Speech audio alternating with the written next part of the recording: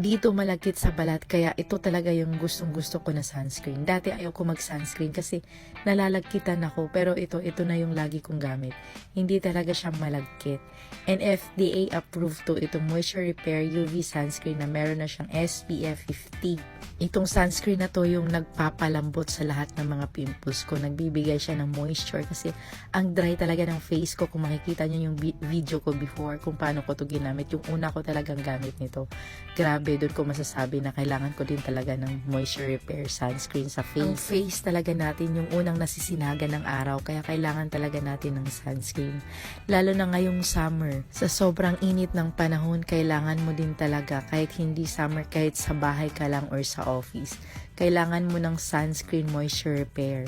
Itong sunscreen na to, moisturizer pa and hindi siya malagkit. Best na ma-recommend ko sa inyo to, kaya check the yellow basket.